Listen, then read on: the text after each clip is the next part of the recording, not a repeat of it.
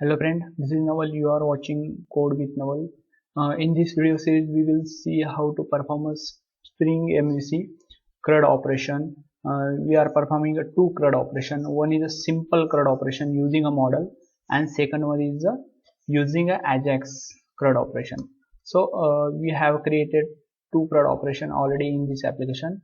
We will performing all this application. We will create all this application in upcoming and this video. So let's see. I have here employee report.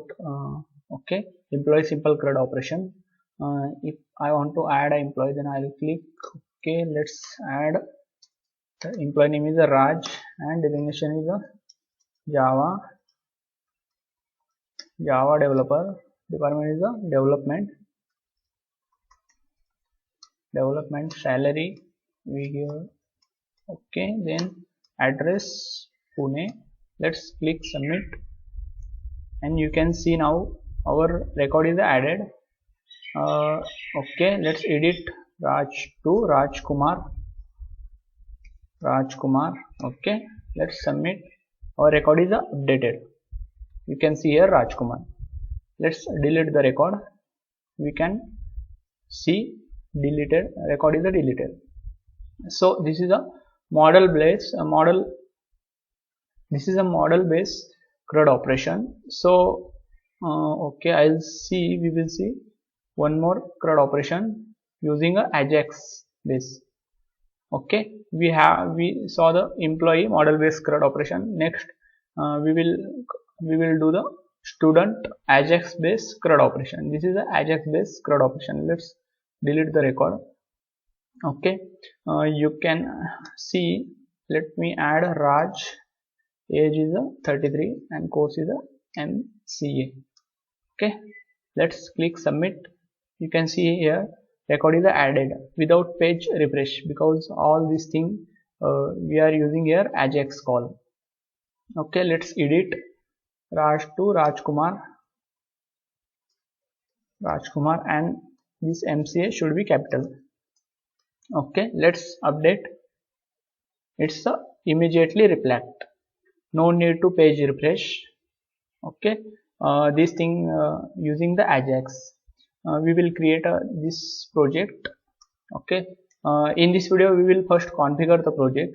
We have required a few things for configure a project. Okay, so in this video we will first configure project, Spring MVC project. For that I'll just terminate this application and close this Eclipse.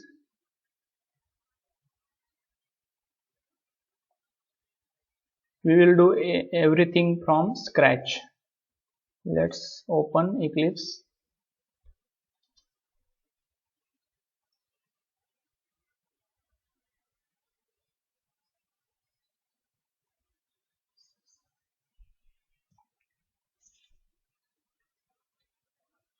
Okay, let's open a fresh new Eclipse workspace. Let's create a project, Maven project. Okay, here keep as it is selected, and then here select the web app. Let's click next. Here group ID com.demo, then artifact ID Spring MVC CRUD, Spring MVC CRUD. Okay, I'll change this. I'll remove this package, only com.demo. Let's click finish, and our project will download from some dependencies on our internet, and you can see project is here now. Project is present here now. Okay, let's run this project. Okay, run on a server. Select Tomcat. Next, finish. Okay, wait a moment. It will run soon.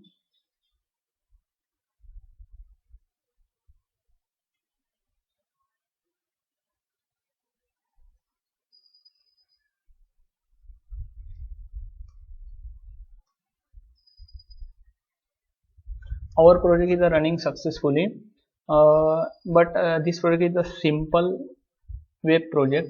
We have to convert this project into a Spring MVC project, web to Spring MVC project. For that, few changes we have to done, few configuration we have to done.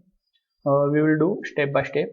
First, we have to add the dependency, required dependency. I'll just copy those dependency my previous project. Okay, I'll just open this in a Notepad++.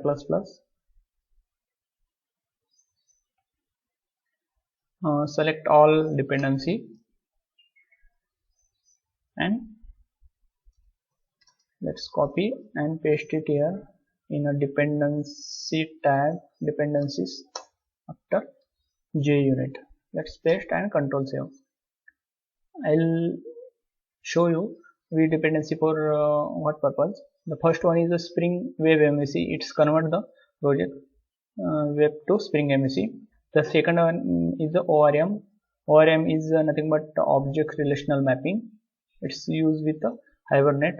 Third one is the Hibernate core for using Hibernate. Then MySQL, because we are going to use the MySQL database.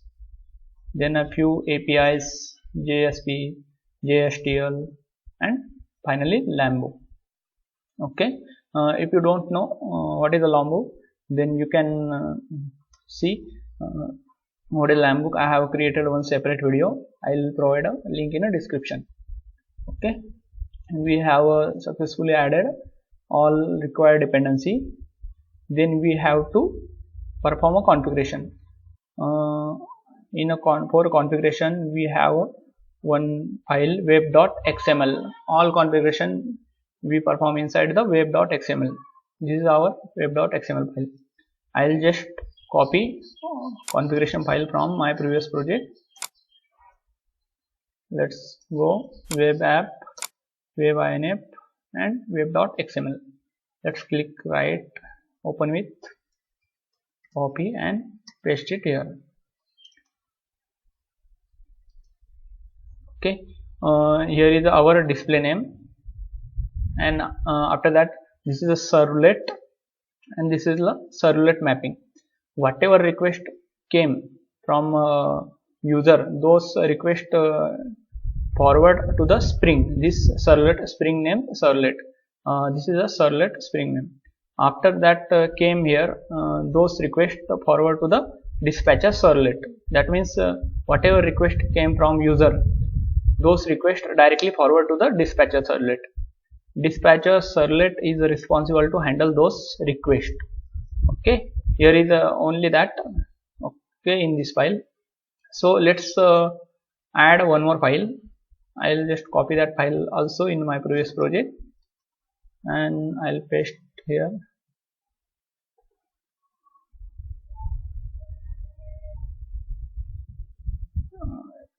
Paste.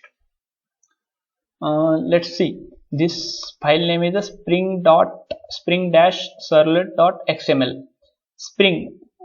This file name should be same.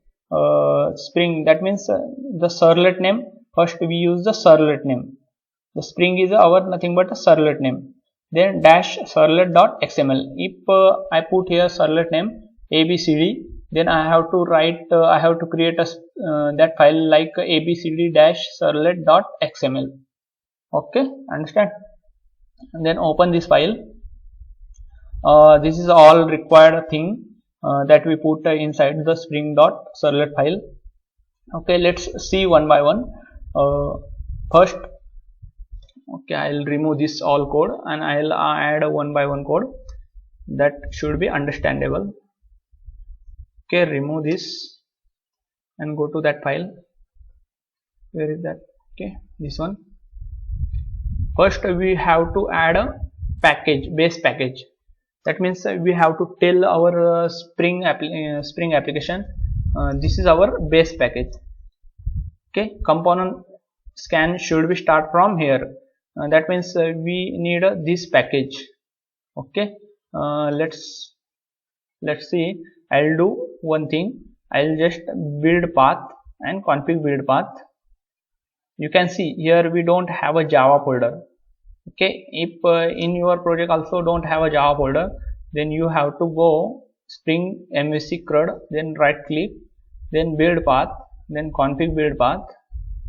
Okay, just select these two things and apply and close. You can see here automatically added Spring main.java folder. Okay, let's create a package inside Java folder com.demo. Okay, I have created package com.demo. That this is our base package com.demo. I'll use this base package inside this component scan package, base package component scan. That means whatever classes inside this base package, this component scan is responsible to scan those packages. Okay, then next thing we have to add the view resolver. Let's copy view resolver. This view resolver is responsible to locate your view pages.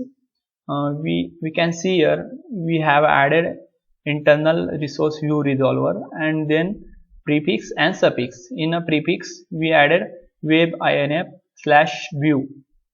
Inside of web-inf/view, whatever JSP pages, those pages only access. That means we have to create a inside of web-inf one view folder. Okay, let me create one folder.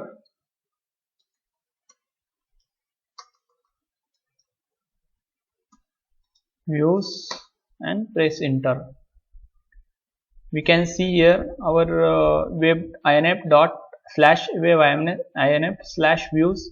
Inside view we can add any JSP page that we can access from controller. So, and suffix is our view page extension. Here we are using a JSP. That means every page name should be .jsp. Okay, if we define here, then we don't need to define in a controller everywhere .jsp. There only we need to define a file name. No need to define a extension, file extension. This is our view resolver. Then we will add a data source.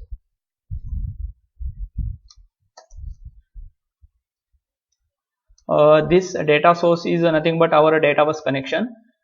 First class is here is the data manager data source. Here we define a few properties. First one is our driver data bus driver. Then second one is our URL database URL. Here localhost 3306 and our database name. And third one is a username, and fourth one is the password. We can define a username and password. This is our data source configuration. Okay, after that we need to define a local session factory bin. So this is our local session factory bin. I'll paste and I'll explain. Here we have a class local session factory bin. Okay, we create a one reference that class factory.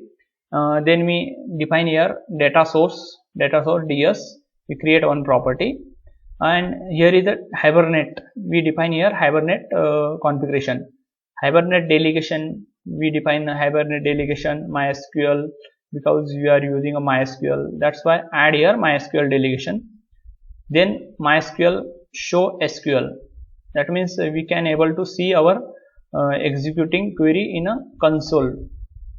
And then we have a Hibernate HBM DDL. Here update, we can define here update or create.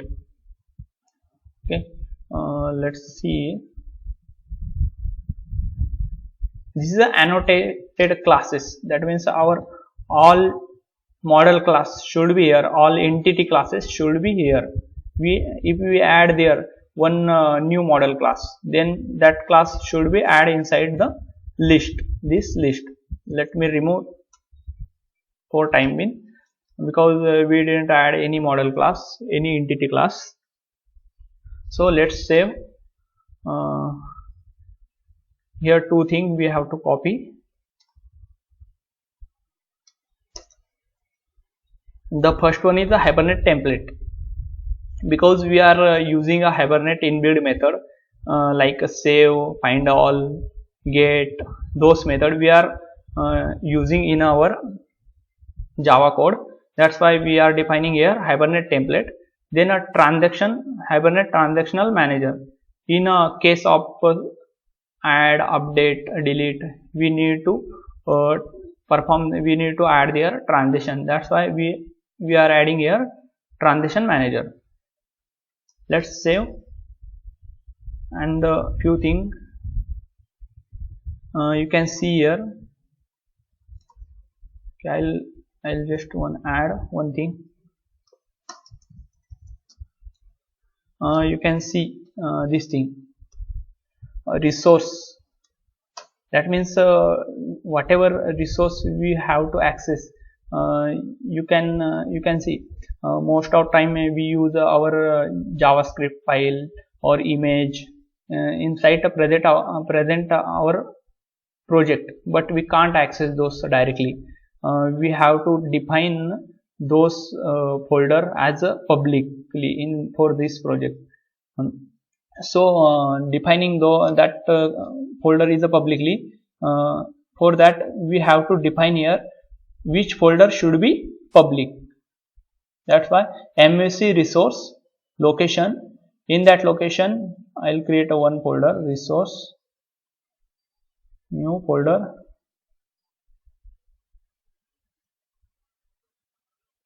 resource,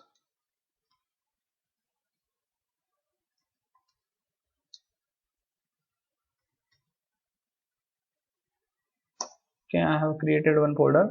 Inside this folder we can create different folder like a JavaScript, one folder for CSS. All these folder we can access using a resource.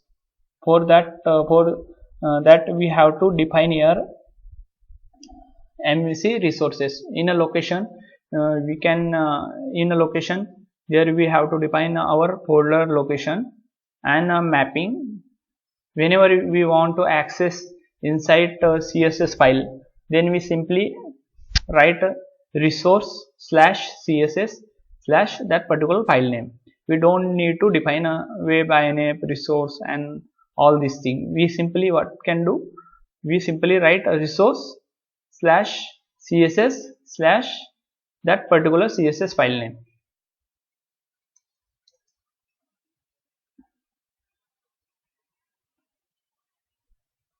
For that we have to enable the annotation, TX and Maven annotation. You saw in a Spring Boot application, there we have an option @enable JPA repository, @enable like those things. Here we have to add this thing, tx.annotation driven, mvc.annotation driven. Okay, I think we have done successfully our configuration. We have to check our configuration is working or not. For that we have to create a one simple class, controller class, main controller, press enter. Our class is created. Let's wait for open a class.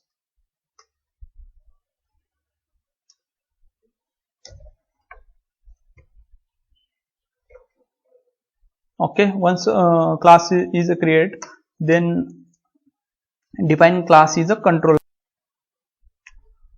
Okay, once add the controller annotation, then you have to define one method, public string view home. Okay, then enter return.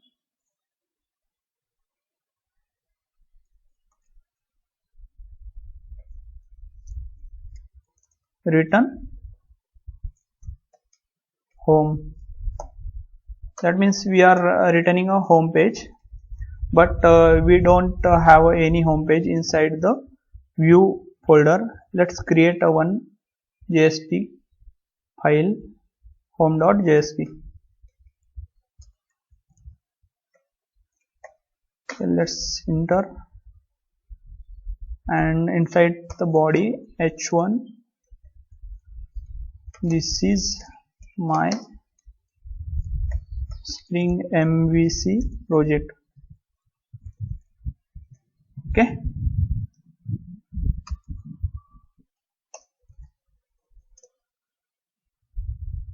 let's save. We don't need this index.js. Okay, once we have created our JSP file, we have done this, then need to request mapping. We need to add a request mapping, and whatever call came from this URL, it should be open home page. Okay, let's restart the server.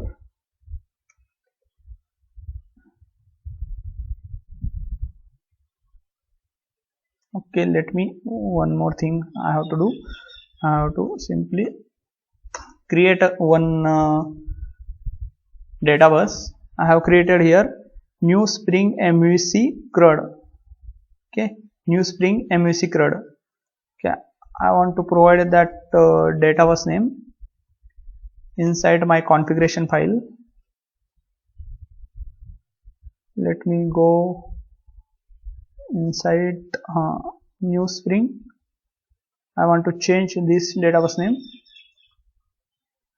new Spring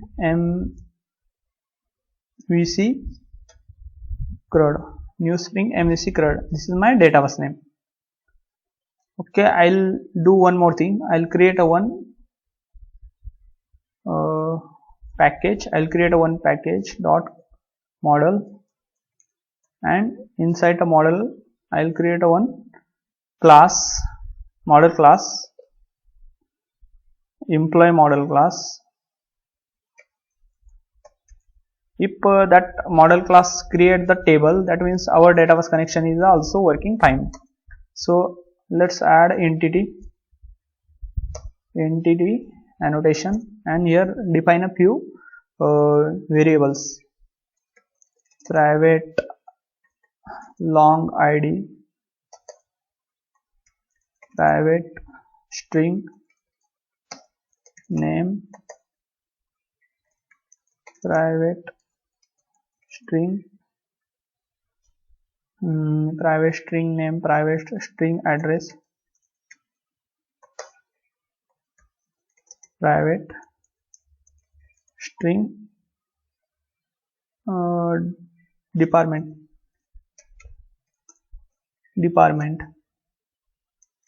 This thing we define here. Okay, our id is a primary key, that's why define here @id. Then our id should be auto generate. That's why we have here generation value. Here strategy equal to generation type dot identity. We are using here Lambook. If you don't know Lambook, then I have created a one video for Lambook. I'll provide a link in the description. Lambook is provide a predefined. We don't need to create here getter setter method. Lambook is provide for that. Provide those getter setter method for your particular model class. So we don't need to here define getter setter method. You can check in a description. I will provide a link that particular video how to configure, how to use Lambook. Okay, let's save and run this application and verify our application. Okay, sorry, I have run as a Java. Okay, run on a server. Next, and then finish.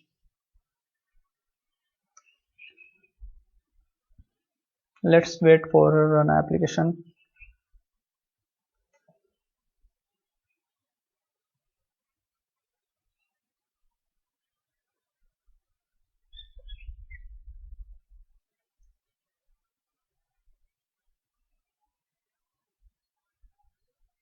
Our application is running successfully, and we got this is my Spring MVC project, because we redirect a request on that project.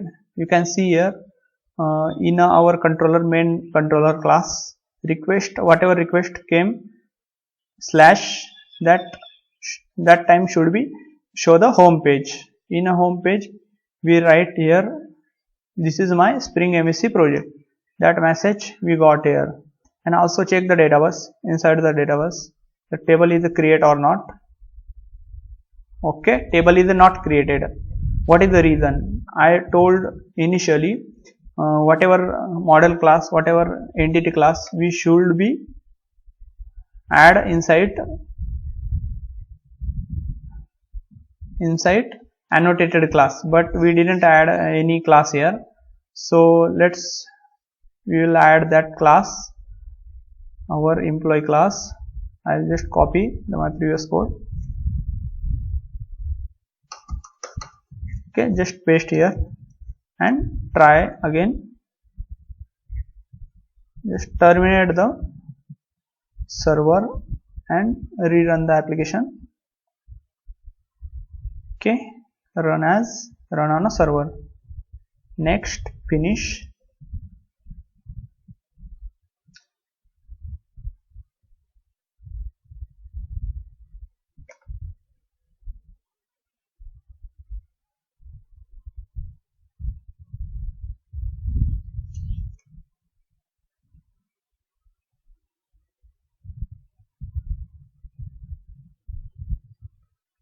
Now your application is the launch. Let's check now the database table is created or not. You can see here our database table is created successfully with defined field, whatever field we given in a entity class. Okay. In this video we saw how to configure using XML file Spring MVC project using XML file, how to configure. In the next video we will perform that CRUD operation, that employee CRUD operation. Okay, goodbye, we will meet in the next video.